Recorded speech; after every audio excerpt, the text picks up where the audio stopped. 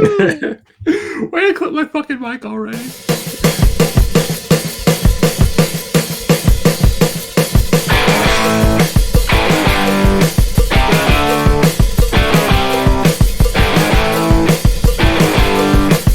Live from the corner of Basement Boulevard and Rockbottom Avenue, this is Cellar County with Butch and Cofi. That's where you come in, Butch.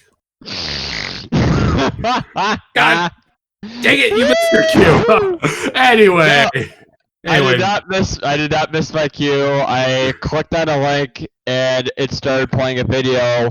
I'm still new to this. Do we hear if my audio is going, like if video is playing on my end, do you hear that over the podcast? Nope. Okay, so I freaked out for no reason. Yo, I'm no boomer, but god dang, I'm still getting used to this. What did you just say? You said broomer. Oh my god. Anyway, welcome to Cellar County. This is Coffee or Kofi, depending on who you ask. And on the other end is Butch. Say hi, Butch. Hey, Butch. So yeah, the NBA season is done. It's in the books. The bubble worked, and the Los Angeles Lakers beat the Miami Heat 4-2 to win the NBA Finals. The parody is not dead in the NBA, folks. The NBA is officially unscrewed. Oh, wait. I got that all wrong. You are screwed, the NBA. Yeah.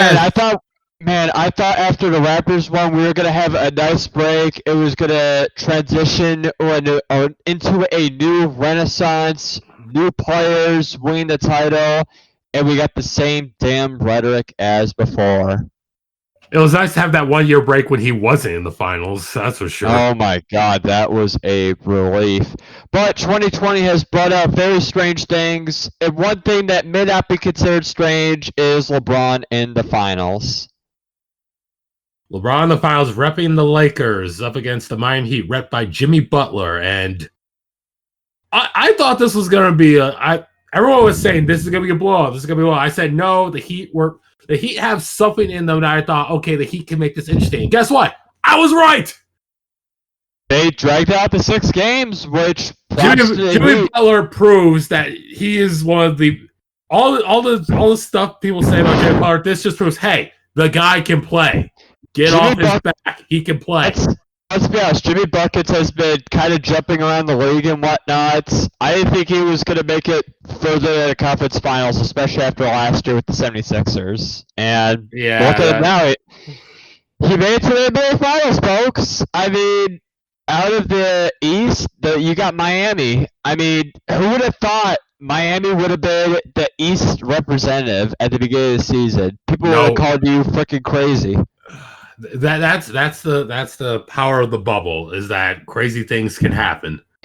It was successful. No corona cases. There were a couple points of controversy. The Phoenix Suns, of course, undefeated the bubble and weren't able to move on. Still kind of a huge talking point as to why they were left out of the bubble. In terms of moving on, they were introduced to the bubble, they were undefeated, and they sadly could not move on. I still don't understand how the heck that worked. I can't fully speak for everyone in terms of how they did bubble, because the NHL did something similar, and that was kind of weird, but it produced a great Stanley Cup. It really did. Two teams that were really unexpected to make it to the finals. Yeah. And Tampa Bay and Dallas. And that, too, was an entertaining series. Tampa deserved that Stanley Cup, as did Dallas. But it was exciting to see that in the NHL. The NBA, you're just like, oh, my God, that guy's back in it. Oh, man. I want to go over that whole thing. Yes, LeBron's in the finals, but let's think about this. The Clippers lost to the Nuggets. That's one thing that happened. Possibly one of the... The Bucks had lost to Miami. That's something that happened. And Boston Toronto had a 7-game series that made me almost want to scream. The the two things that made me want to scream: 2 3-1 series leads being blown in this bubble. Both times won by the Denver Nuggets, which I really thought after the little Cinderella run to the conference to the conference semis, I really thought they were gonna go all in and at least make the finals, or possibly even compete for the title. And they were not competing for a title, but it would have been a nice tale to say that they made the finals. It was a great run because they beat Rudy Gobert's Utah Jazz, in which Rudy Gobert is the reason why we're in this goddamn situation in the first place. Yes. Everything about the bubble and everything about Sports Shutdown can be traced back to him. The curse of Rudy. You think Rudy was just a walkout at Notre Dame? Hell no. He was the thing that brought in this two-headed fucking monster. Oh yeah, Corona's not real. Let me just go out a little bit, touch everything. Let me just touch all the mics, and then get the season suspended, and then literally bring the entire sports world to a stop. And also at the same time, let me get my teammate affected, Donovan Mitchell. Oh man, he was so screwed. Okay, outside of that, what do you have to say about the NBA Finals in general? Anything you want to say? Congrats to Kobe, and congrats to the Lakers. I know this was a very turbulent year for the Los Angeles fan base, and I know the Lakers are one of the more saltier franchises in all of sports, but you lost your mega superstar at an age that was, let's be honest, way too young. Still any details about what happened and whatnot. This may be too soon to say, but it was such a tragic event, and I never liked Kobe as a player, but I mean, damn. But what he meant to LA was just what he meant to the sports world. Yeah, it's like the same thing. If God forbid right now, if Michael Jordan were to pass away, even though he doesn't mean anything to anyone outside the Bulls in terms of like attached to team to a whole sport, it's like a punch in the gut. Let's be honest. This was like when Buddy Holly died. The music died. It's like that.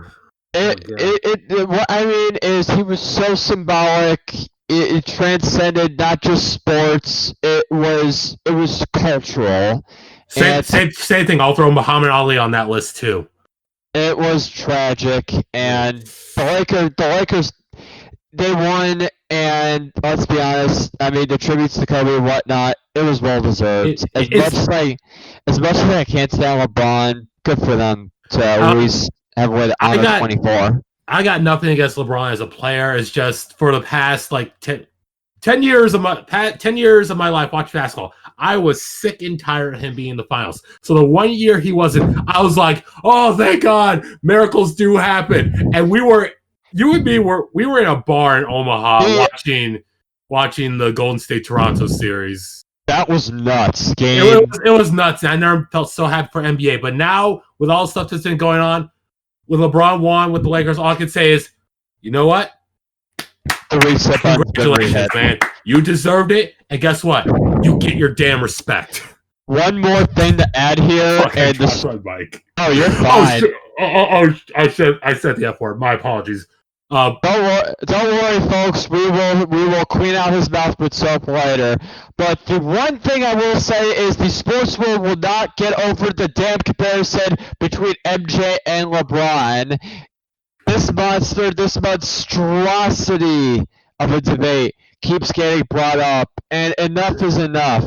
Jordan went 6-0 in the finals. LeBron is now 4-6, if I'm correct. Yeah, 4-6.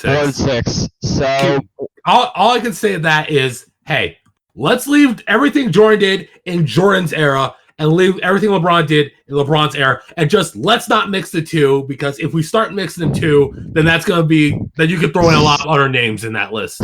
Stop making the damn comparisons, people. Move on with your lives. It is 2020. Stop living in the past. It's not the 90s anymore. And this comes from a guy in Chicago. It's not the 90s. Move on. Take off the rose-tinted glasses. Coming from a Bulls fan, I gotta respect you for that opinion. Now, referring to those 3-1 series leads, one of those teams that blew it, unfortunately, was the other LA team, the team that we all thought was going to win the finals, the LA Clippers. This one hurt. This one really hurt because I said when I was talking with you and I said when the playoffs began, I said what I thought was going to happen is Lakers win. In my heart, I say the Clippers will pull this off. But when I saw the Clippers blow it, as I saw, okay, game 4, I'm thinking, okay, we're in control here. It's still this thing. Game 5, okay, no, we're still going good. We're still going good. Game 6, no, tell me you are not doing this. Please, for the love of God, don't tell me you're doing this. Game 7, I was ready to throw a chair. Me and one of my buddies were talking during Game 6, and it was just like the panic button was being hit, as in, you brought in Kawhi Leonard and Paul George, and you have a very good head coach in Doc Rivers, and you guys are imploding. You guys literally choked away the series. I did not think in any way possible this team was falling short of a matchup with the Lakers. The Battle of LA in the bubble. We missed out on an epic opportunity. And the sad thing is we may not get that opportunity anytime soon because I don't see the Lakers slowing down, and I see some Clippers are not going to be around much longer. The fallout from this choke job cost Doc Rivers his job. Yes, and guess who's the replacement coach, everyone? Oh, Jesus Christ. Ty Mother effing Lou. LeBron cannot get away from this guy. He literally got him fired from Cleveland. And guess what? He's back in LA now on the other side. LeBron just can't get away from this guy. You cannot write this. This is just the circle of NBA just keeps going where everyone always ends up at the same place eventually. It's like the moment where you think the good guys won, and then you turn around, and then the guy's right there with the knife, and it's just a slow no. You know what this is? You know what this weirdly reminds me of, but I think it's a fitting situation. Have you ever seen Cobra Kai before? Yes. It's a situation where Daniel LaRusso is just enjoying life in his mansion. He's got everything he's wanted. He's got the girl. He's got nice kids. Okay, one of his kids is a for lack of a better term, a spoiled brat. But the other kid's good. So basically, he's doing just fine. He's driving around in his convertible. He's living life, and then he looks over to the right, and there's the Cobra Kai dojo. It's LeBron. Daniel Russo's LeBron. LeBron is living a good life. He's in LA. He's got a title. He looks over to the other side of LA, and there's Ty Lue. Oh, LeBron, you just can't escape him. The man you had personally thrown under a bus just so you could bring the land back a title in 16. Which some would say is a worthy sacrifice. It was, but it also showed the demeanor of LeBron wanting to be kind of the controller, wanting to be the guider of the team's final destiny. Kind of what he had a role with the Lakers, but as for the other LA team, this Clippers team epically fell short. This season was a gigantic failure I want to talk about that in a moment, but let's keep going. So Ty Lue is reportedly he's going to be signed to a 5-year deal. Oh, 5 years in LeBron has to put up with this guy on the other side of the locker room for 5 years. You are about to waste away Kawhi Leonard and Paul George. You're about to single-handedly waste away their talents. This Clippers team, they ain't gonna make it past the second round. They really need to just fix. They really just need to. How should I don't know what the Clippers need to do, but I will say this: you need to do something. But I don't think Ty Lue is that something. The Clippers are literally back in the shadow of the Lakers where they are meant to be. You can't break away from the boogeyman that is the Lakers. Every time you get a chance, you choke it away. How about not pulling a 3-1 being the bad in the bubble. But I can't. I understand why Rivers had to go, but you bring in Ty Lue, the guy that was thrown on a sword mid-season in front of everyone. That showed how much of a bitch he was. He was a kiss ass to LeBron, and he fell on the sword. This team cannot get rid of the moniker of being the trashiest franchise in all sports. I hate to bring up the Donald Sterling reference. You still can't get away from this goddamn image. You are stuck in reverse and have hit so many brick walls. I don't know when the pain's gonna stop. I feel bad for this franchise, but God, get a break. Figure out your shit and get it together, guys. My God. You know, wait, who's gonna be a free agent this? Who's gonna be a free agent this summer? Or oh my God. Not summer. Who's gonna be a free agent this fall? Oh God, we got Anthony Davis. Nope, not anymore. We got some names like Austin Rivers, Robin Lopez, Jabari Parker, Nicholas Batum, Andre Drummond, and DeMar DeRozan. We have some very interesting picks. Of any of these guys, you see the Clippers really going for any of these guys? I'm just thinking right now because I don't think Clippers need to go out and find another superstar. They just need to find a good role player that could do what he needs to do very well. A good supporting piece would be nice, but I don't see the Clippers digging themselves out of a hole, especially with a head coach like Ty Lue. Good luck, Clippers. You blew your opportunity. You suck. So before we move on to our next topic, all I can say about the bubble is, given the way this bubble went, all I can say is that, as much as I hate to say this, and I really, really hate to say this, but the Disney Worldwide Sports, wherever they were at, the Worldwide Sports Complex, they need to do more stuff over there, especially at pro level. I think it'd be cool if they revisited that in the future. You know, even if it was just like a regular season series or something, or maybe like a preseason thing. That'd be pretty cool. Or maybe like an international series, like NBA versus the world over something. That'd be totally down to watch something like that, as would millions of fans. I mean, the bubble was successfully done. You can't knock it. Unlike a certain other league who is currently dealing with some very interesting developments, ongoing developments, as we may speak. Oh, do tell about these ongoing developments. Well, we have oh God, I'm trying to think of the term. The white elephant in the room, and that white elephant is the NFL.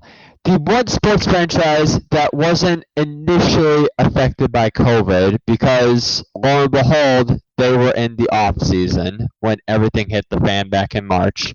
The NFL has had, to be honest, a very interesting path to the present day.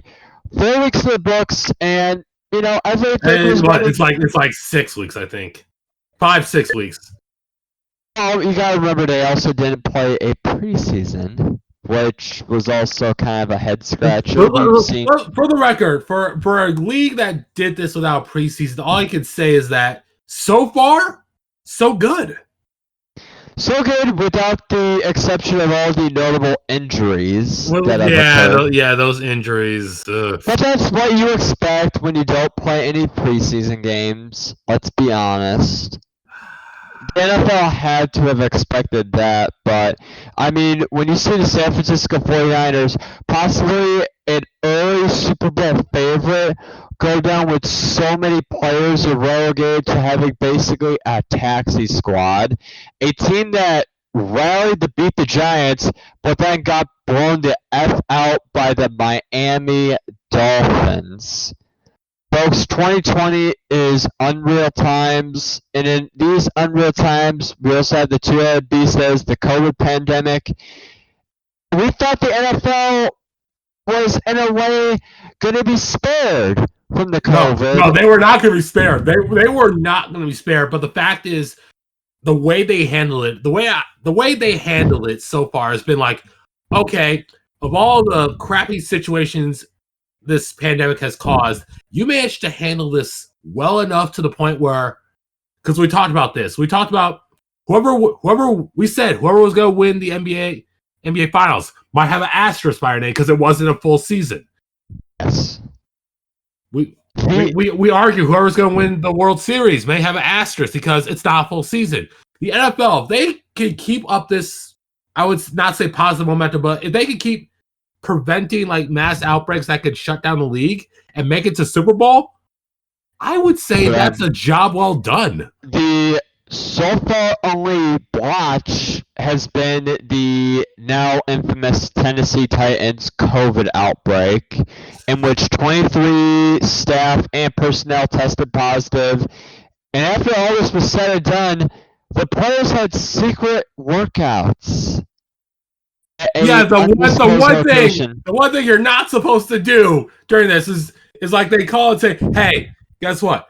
Our facilities are closed, but guess what? We cannot let you come in. You cannot work out. Everyone's social distance and isolate yourselves." And they go to a school and go do a workout.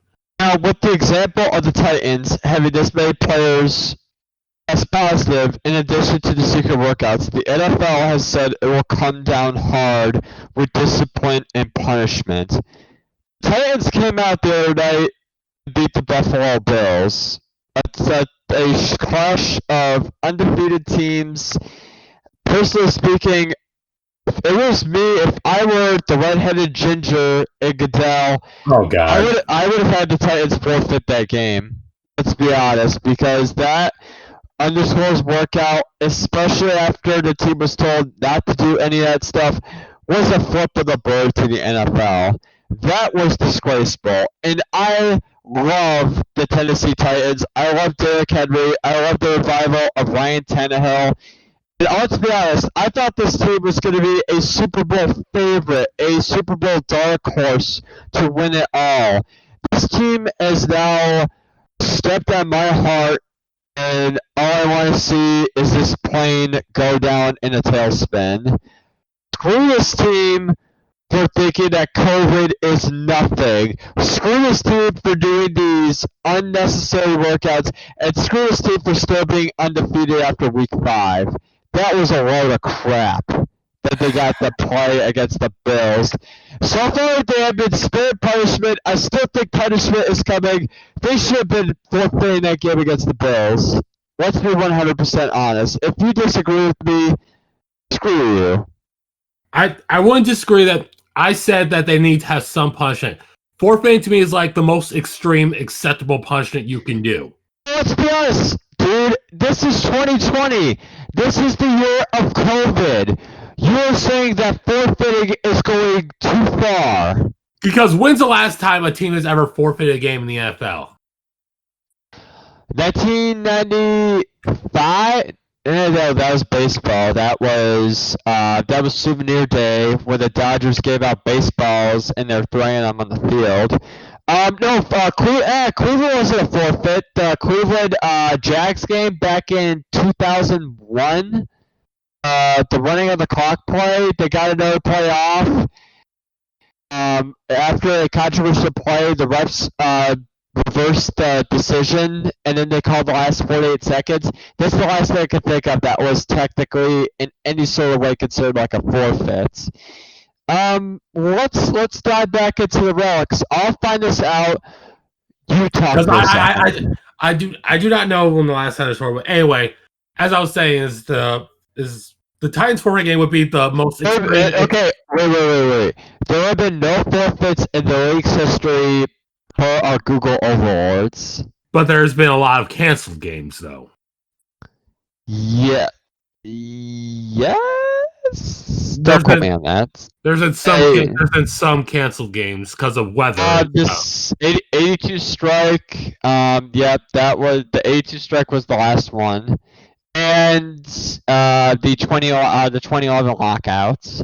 Oh, and the 2016 Hall of Fame game, but no one gives a jack shit about that game. But if we're being honest here, I really think Tennessee Titans. There could be punishment. Yeah, there's gonna be punishment, but okay, let me explain why I don't think forfeit would be. If they do it, I wouldn't be surprised, but I think it's a bit extreme. Because there's no precedent for a team forfeiting a game in the NFL, there's two reasons why I think it should be forfeit. One, this wasn't like the whole organization disobeyed. The players went off on their own and said, "We're gonna go work out here." It wasn't it wasn't like the offices say, "Well, if we can't." It wasn't like the front office said, "Well, if we can't go to the facility, we'll go work out somewhere else." Because if it was a whole organizational thing, then yes, you could say the forfeit. But this was a player's decision. I still feel like those players that did work out did represent the whole organization as a whole. Okay, and you can make that case. And my second argument is that if you were to ever actually say you go through with the forfeit, let's say it's time to go make playoff things. Could you really, really make the case that a team that won a game through a forfeit qualifies for the playoffs over a team that? Hey, baby, the MLB went off a win percentage, so the NFL is going to have to throw its hands up in the air and say, "Screw it." Could you imagine how many pissed off people there will be? Like, I will be one of those things where I'm like pissed off people there were that the Houston Astros made it into the playoffs. Let's get to the Houston Astros in a moment because you have some things to say. We'll get to that in a moment. How many people are pissed off when your Blackhawks made it into the NHL bubble? You know how many people were beyond pissed off that they made it in? Hey, we didn't make the bubble criteria, and we didn't win from a forfeit. Whatever. I'm just saying. This needs to be set as a precedent. I would. Okay, you can make a precedent. Like, okay, you can make a precedent. All right, if you guys do this, fine. You can suspend the players for a game. You're not going to forfeit a whole game. You can suspend the players for taking part in it, because that is the closest thing you're going to get to a forfeit. That's not a forfeit. So what you're proposing is the teams have like taxi squads. These big outbreaks. And everyone who was involved in that practice, in that workout, should be suspended for the next game, for a game. Oh, definitely. That's a punishment. They should be suspended and fined, because that's what I would do for the punishment. But we're seeing more and more teams have these little outbreaks and whatnot. The Colts had a scare, but luckily other players tested negative. Let's give it. In due time, we will revisit this, and we will revisit this if they actually do something. But getting back to given this is the NFL, there's actually a strong possibility that they may not do anything. Very true on that. Getting to the first quarter. The first quarter is wrapped up in the NFL. Other than this little COVID hiccup, the first 4 weeks have gone over smoothly. Going to surprises. Biggest two right now are head coaching firings. Bill O'Brien and the infamous Dan Quinn out within 4 to 5 weeks of the season being kicked off. I knew some coaches were on the hot seat, but let's be honest. I'm going to shut off my mic, and because you had a lot to say about Dan Quinn, you have a lot to rant about, so I'm going to shut off my mic, and I'm going to give you 2 minutes. Just go at it. All right, time is on me, folks. Butch is going to take over the controls for a second. We are covering the infamous tenure of Bill O'Brien. 0-4 start. Understand why the Texans fired him, but the Texans went all in after that choke job against the Chiefs, being up 24-0 and going for a fake field goal in Texans territory on a 4th and 4. Let's be honest, the Texans traded away their entire future with the DeAndre Hopkins trade and basically getting nothing back, and the prior year trading Larry Tunzel for draft picks. Now, you might say, oh, the Texans did a good enough job firing Bill O'Brien at 0-4. What the team traded away with Larry Tunsil was they traded away their first and second pick for this upcoming draft, for the 2021 draft. So now the Texans at 0-4, you would think, oh, they're going to take for Clemson quarterback Trevor Lawrence, take for a really good draft pick. The Miami Dolphins own your picks. You have nowhere to go but literally up, and an 0-4 team has almost a very unlikely chance of even scratching or sniffing the postseason.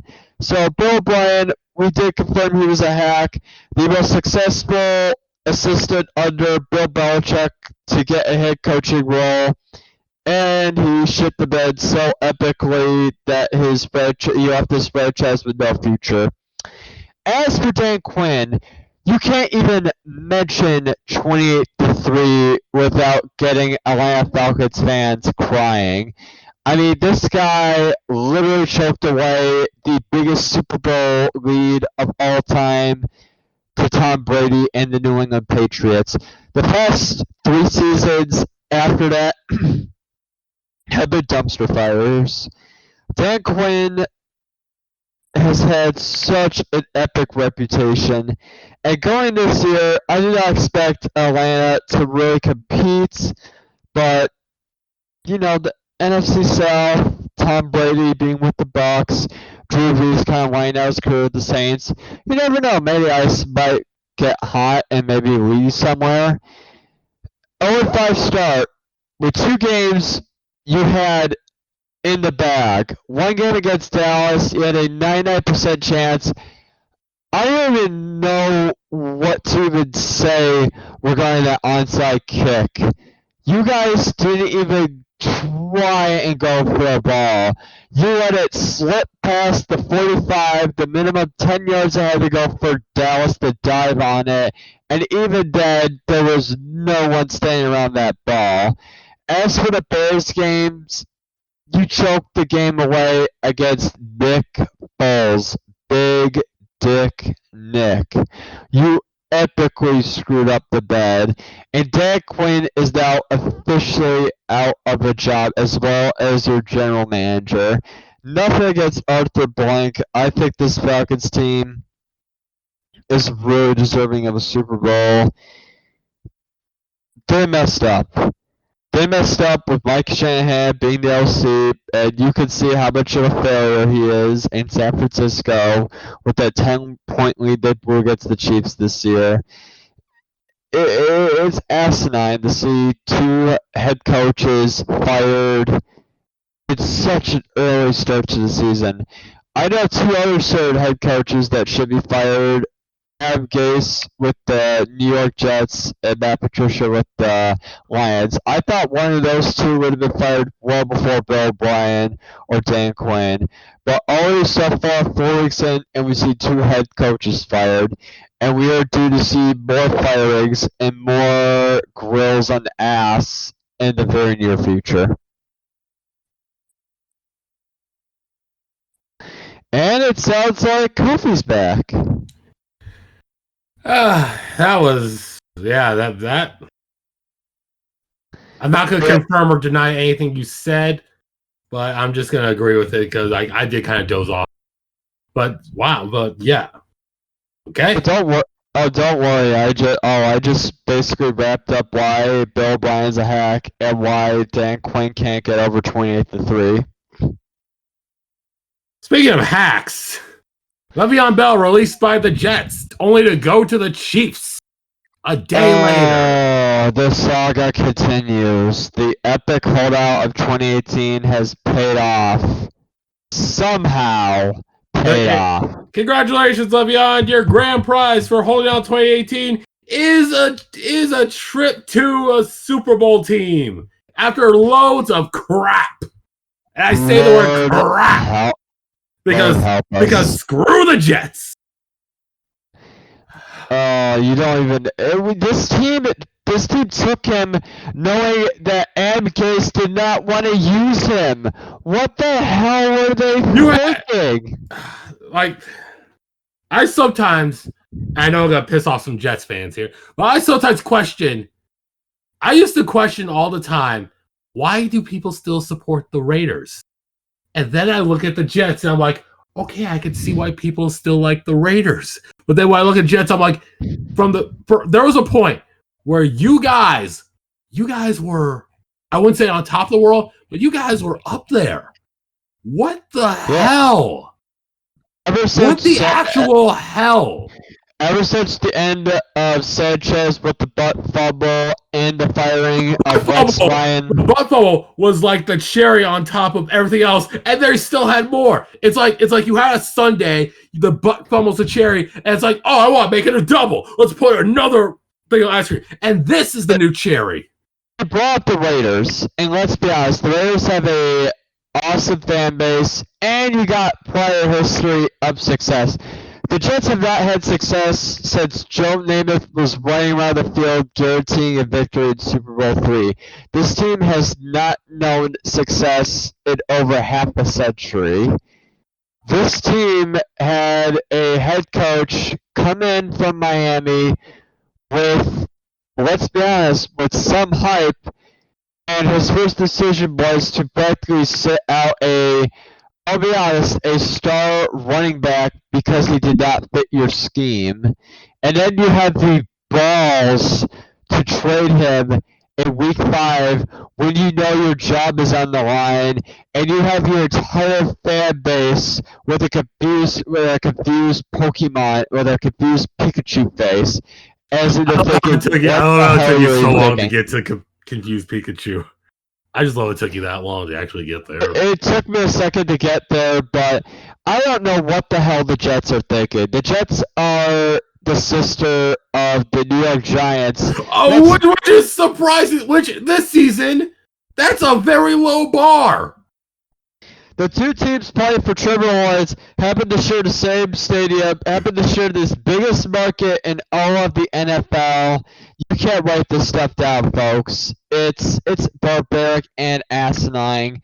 But the Jets are this bad, and the Giants are putrid with Daniel Jones. Okay. Who's more likely to go 0-16 right now, Jets or Giants? The Jets. I said the Jets. I said the Jets when they played the Broncos, when they fucking lost to the Broncos. Broncos had lost Drew Lock, and they lost to a backup quarterback. The Giants, on the other hand, lost to the 49ers taxi squad. Both these teams are sad, pathetic excuses for franchises, but I really think A, Adam Gase is going to get fired before the end of the season, and B, the Jets are more likely to go 0-16. I would say, judging from right now, it's kind of close. I would say the Giants slightly have a better chance, but there's still games to play. The Giants might pull off a win. They might pull off a win Sunday. Who do they play Sunday? The Jets? No, the Giants. Who the Giants play Sunday? Washington. Oh, there's a win right there. There could be a win right there. Potentially, but I think the Magic and Alex Smith is going to bring them to a victory. Well, we'll see. I think it'll be a close game. The Alex Smith story, if I may say, the Jets are playing the Dolphins. Oh, that's a win for the Dolphins.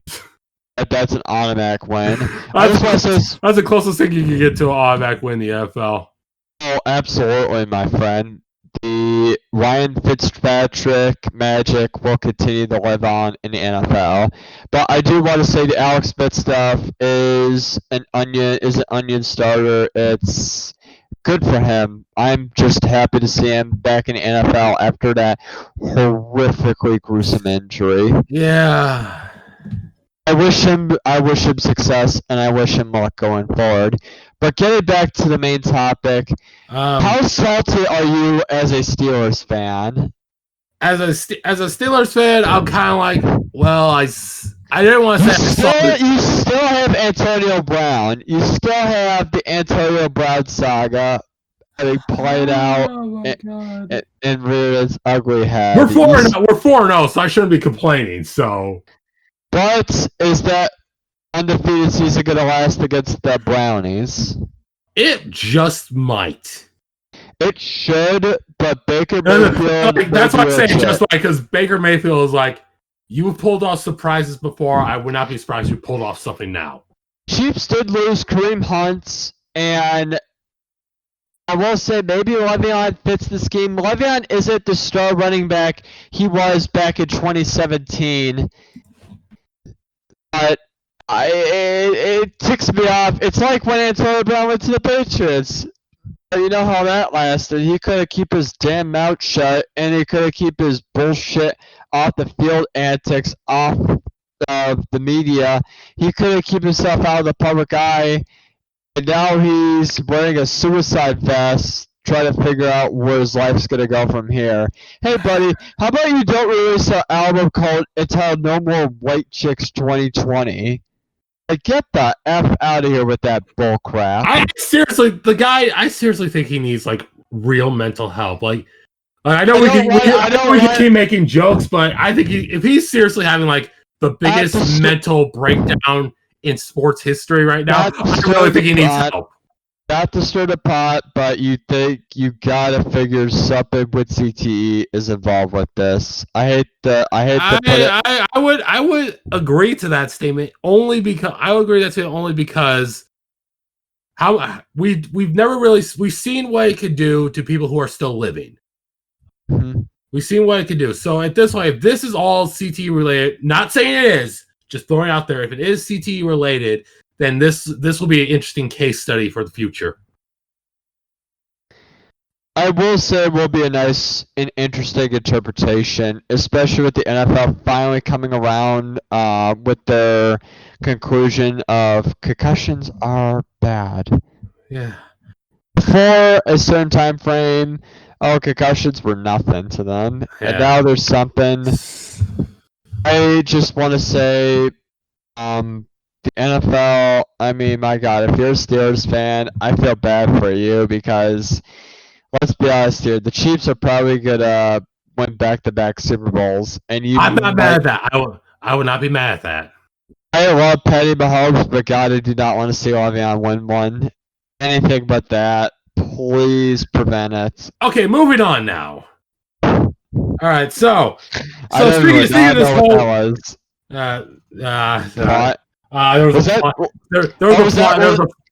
that the one that landed on Mike Pence's head? Oh god. Yeah, there was like a small little gnat by my microphone. In other news, anyway, this past week, speaking of the pandemic and all the infections going around, we had a lot of big name cases this week. Nick Saban, Alabama head coach, he's got COVID. A good chunk of LSU, they got COVID. They had to cancel games. Colorado Rapids are having a serious outbreak where they had to cancel a lot of games. And Cristiano Ronaldo, the biggest names to get the virus. Do you really think that these are the only biggest names we're gonna have? No, they're the biggest name. They're the biggest names right now. Ronaldo's got to be the biggest international name, with the exception of Messi, that could potentially get COVID. He's the biggest international star that could get it. Nick Saban is the biggest name in terms of a head coach. And there's a good chance he will not coach tomorrow against Georgia, in which it is the first really big matchup of the college football season, a 4 versus a 2. Nick Saban does not coach this game. I see Bama losing this game to Georgia. I was actually going to say, when you were talking about international stars who got COVID, that'd be a big name. I don't know how much of a star he is internationally, but he is part of an international organization, because I was going to throw up Sergio Perez's name. Very true, but how many people watch Formula One though? Not many. Sadly, not many. I think Ronaldo has more of a household name. Because everyone knows who he is. Like you could put up his jersey. It's like, oh my God, Ronaldo!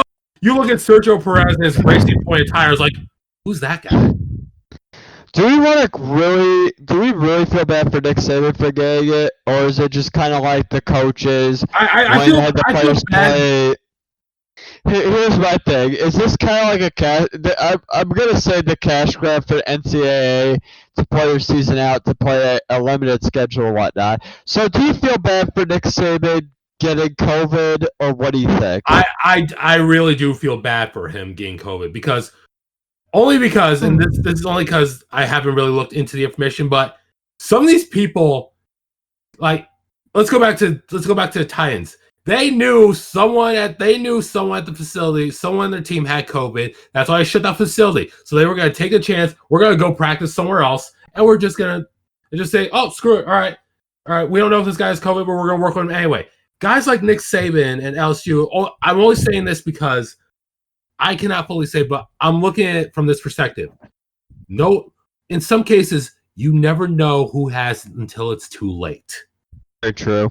Like, again, I'm gonna bring up Sergio Perez. I don't know how he got, but all I know is that he was. I don't think he was out partying. I don't think he was out. He was doing what he was supposed to do, and somehow he got it. I want to say the same thing with Nick Saban. Well, Nick Saban is around more people, so I would say he probably never knew he was around someone who had it, and then boom, he has it now. Also, the region that he's in, considering he's in the Deep South, and the Deep South's more associated with a higher COVID case. I mean, okay, yes, all right, I'll give you that. Yeah, but still, I mean, I'm not trying to put. I mean, I am trying to connect dots, but not in that way.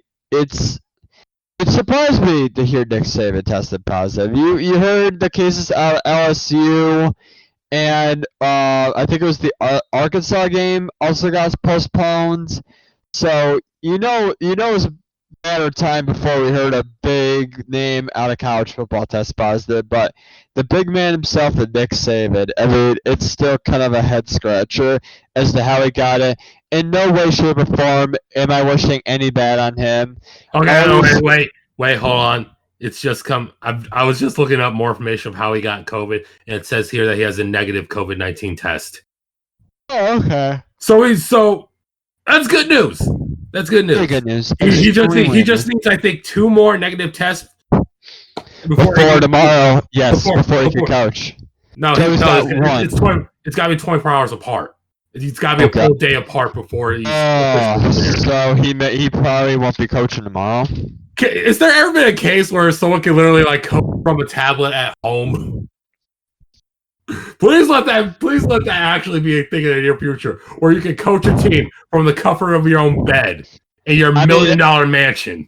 I mean, if the president can run the country from a medical facility in Maryland, then I'm sure Nick Saban could do it. Okay, there's got to be a league where someone is. Hey! I was gonna say Twitter, but I didn't want to go there. There's someone please, whoever of the like 20 people that are gonna listen to this, someone send me a link of someone coaching an actual professional team from their home, and I will cover that. I really don't think Saban could do that. I feel like Saban's not the type to do it, but I would be surprised. I mean, I'm saying there's probably a rule out there that says coach cannot do that. There probably is a rule preventing that. What we could do is we'll look this up and we'll post the video in the description. We'll include an edit and we'll include the information. We will literally do a watch along and watch the clips of it happening if it's. I think it's an interesting concept if Saban was able to do that. So in terms of like massive outbreaks, we had Saban, who's like the next biggest name, but the Colorado Rapids. Oh my God! It's almost how bad are we talking? Because I don't recognize soccer in America, and yes, it's soccer, not football. Get over it. The only thing I knew football. You uncultured swine. Nope. We're not going there. All I know was Dallas tested positive, and they had to shut down their entire season at the beginning of the year. How bad are we talking about Colorado? Is this like you can't come back from this? Or they postponed the next 3 games. Oof. And they got to play, I think, in a regular season before COVID was 34 games. How many games are they playing in the regular season? I think it was 38. Now, I don't know how many teams are in the MLS. I think 22. Okay, 22 teams in the MLS, and you play what you play everybody once at home and once on the road. So it would be 42 games, I think. No, they shorten it. So 40. No. Okay, I'm looking it up. How many teams are in the MLS right now? See, the MLS is just one of those sports that's just kind of on the back burner. It's just one of those things. It's getting bigger, but it's not going to break into the mainstream. Not yet, and not anytime soon. Okay, the MLS has 26 teams. Wow. And I'm trying to see how many games they would play. Supposedly, they're gonna. Are they the only other team that has had a huge COVID outbreak besides Dallas? There was another team that had an outbreak. I think it was before they did the MLS's back tournament, and they couldn't compete because of the COVID. Because of the COVID. No, I know one of the teams was Dallas. I believe there was one more, but like I said, I don't really follow soccer. Yeah, so. Dallas and Nashville's the other team that. Oh, poor Nashville. But I think their game was only postponed. Their Dallas season was outright canceled. Yeah. No, I swear Dallas played a game. Yeah, Dallas has played games. Oh, jeez. I thought their season was canceled. They've played games. So, which name here, of all the names they mentioned, which stands out the most? I would say Ronaldo just because, hey, he's the biggest international star to get. It's like, imagine if Rafael Nadal had COVID right before French Open. It'd be big news. I can't disagree with you there. I think Ronaldo getting it is also the biggest name. But I would say from an international perspective, Ronaldo. From a national perspective, it's definitely Nick Saban. Interesting. I would say Oracle. It's definitely Saban. So, all right, we have covered. We covered most of our topics for tonight. So we each have one more thing we want to talk about. I'll speak first. And this past weekend, Lewis Hamilton got his 91st win, tying the great Michael Schumacher for all-time wins. If there was any argument that Lewis Hamilton should not be best all time, Lewis Hamilton's this should shut that argument right down right there. 91 wins. I don't care what team you're on. You get to 91. You break. He's gonna break that. He's gonna break that record. I swear. Next race, he's breaking that record. Oh boy! And you break that record, you deserve all the F1 accolades, all the praise. It doesn't matter if you're on the most dominant team, because guess what? Michael Schumacher was also on the most dominant team. He won everything for some time. Absolutely. It's been a very interesting run for the one and only Lewis Hamilton.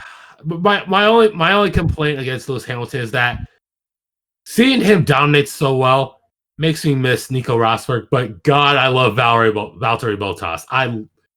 He has become my new favorite driver in F1, second only to Lewis, and then third would be Kimi Räikkönen. I'll give you that one. But those are some. But it's like I'm seeing Lewis Hamilton just run away with this. I'm like, you're in the same car. You can at least make some challenge, but it's not saying Valtteri he's bad. He's really good. It's just Lewis is that much better. I feel ya. And the only way anyone can ever compete with him now is if Max Verstappen joins Mercedes. Or if the Red Bull team suddenly decides we're gonna get our shit in gear and we're gonna build a car that's faster than Mercedes. But until then, Lewis is just gonna keep dominating. And you know what? Yeah, it's gonna be boring for some time, but he's now one of the greatest of all time, and I'm not gonna deny him that. He's the unicorn. Go chase that championship record and cement your place as the greatest driver in all of motorsport. Amen to that, brother. All right. One last thing I wanted to talk about. There was something on the back burner in the NBA, but that is for another time. My one thing is teams that have been experiencing some very prolonged droughts from the playoffs. Two teams specifically that come to mind are the Seattle Mariners and the Cleveland Browns. Seattle Mariners having not made the playoffs since 2001 and just barely missing out on the bubble. Wasting a good chunk of King Felix's career. They did waste a entire career in King Felix, and let's be honest, this team ain't making it back next year. They're gonna hit drinking age before they even start coming close to sniffing the playoffs. As for the NFL, the other league I wanted to talk about, the Cleveland Browns since 2002 are somehow 3-1 and in serious contention for making the wild card right now. And now I know what you're gonna say. Only week 4. I just found something that's gonna really piss you off. Game 7, Tampa Bay, Houston. Game 7. Oh my god. Don't even remind me about that. The Rays have simply just blown a 3-0 lead, folks, and they deserve everything to lose this series. They deserve it all. They deserve all the memes, all the jokes. If they collapse, this will not be forgotten. This will be even worse than the Yankees choking away their 3-0 lead in 2003 against the Red Sox. Now here's the funny thing. When the Red Sox came back from 3-0, they went on to win the World Series. If Houston pulls this off and they win the World Series, the MLB will never forget. The fans will never forget the MLB. There is a tinfoil hat. I can't say this. Manfred wants it. I can't say this. You're not taking that Commissioner's Trophy outside of Minute Maid Park anymore. That's for sure. I just say one thing. I don't know if you can hear me, but. Whoa, we still gotta see Game 7. I'm sorry, I interrupt you. That just came across. I just got the notification. So anyway, you want to talk about the Cleveland Browns? The Cleveland Browns are 3-1. Baker Mayfield looks legit. Odell Beckham looks like a beast. Lamar Hunt, if I'm correct, he is somewhat he's actually above average from what I've heard. I haven't really been paying much attention to the Browns, but they've been my biggest surprise of 2020. The fact that they're 3-1, I still don't think they'll win the AFC North, but I seriously think they'll make the playoffs. And this is coming from a Lions fan. It's saying, God damn it, guys, if the Browns make it, I will burn my Calvin Johnson jersey. This team, as much as I hate the city of Cleveland and specifically the Browns, it's kind of one of those cool little heartfelt stories after 0-16. The Lions made the playoffs at 11-5 3 years after 0-16. The Browns are in their third season after going 0-16. So, hey, maybe the stars are aligning and maybe the Browns are just going to squeak back into the playoffs. Those are my thoughts and not yours. This has been, as you want to call it, you take it away. All right, so I'm Kofi or Coffee, and Butch is on the other line, and this is Cellar County. We will see you guys next week. Take it easy, guys, and stay safe out there. Bye.